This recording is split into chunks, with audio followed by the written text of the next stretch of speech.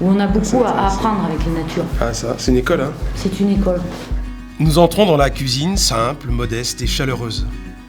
La brioche aux pralines attend le café que nous offrent Agnès et Manuel avec beaucoup d'amitié. La conversation s'engage vite avec cette femme double active qui depuis quelques années se passionne pour son cheptel de brebis. 25 mères et quasiment autant d'animaux. Ce qui motive notre hôte est moins le bénéfice économique, même s'il existe, que sa passion pour le vivant. La laine à 40 centimes le kilo ne peut pas faire un salaire. Et c'est un peu inévitable d'être double active pour justement faire un salaire pour vivre ou... Ah sûrement, mais moi comme c'est tout petit, ouais, c'est ça. Après, on va dire, j'ai pas fait agricultrice, papa je n'aimais pas, mais j'étais la dernière d'une fratrie de 5, donc j'étais un peu décalée. Et j'étais un peu dans les études, c'est ça, il faut dire les choses. À l'époque, j'avais droit, même sur une petite surface, à des primes à l'herbe, etc. Étant un petit peu têtue, j'ai dit je prends pas, je veux la liberté. Voilà. Nous empruntons la porte intérieure de la cuisine qui donne directement sur la bergerie. Proximité spatiale qui témoigne d'une proximité entre l'éleveur et ses brebis. Les animaux, c'est vrai. Il n'y a pas de matériel derrière. Parce qu'on est dans une société qui est ainsi. Il faut avoir du matériel, il faut être joli.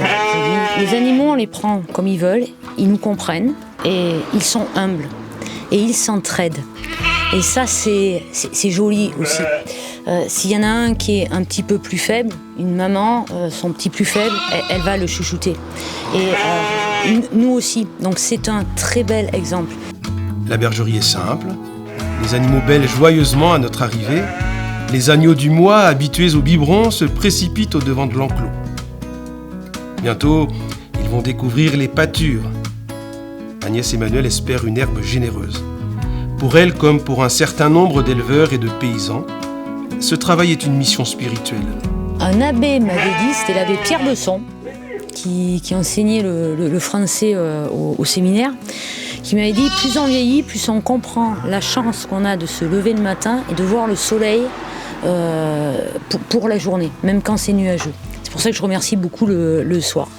Et après, dès lors que j'ai cette joie de me lever le matin, j'ai aussi la joie, effectivement, de m'occuper des animaux.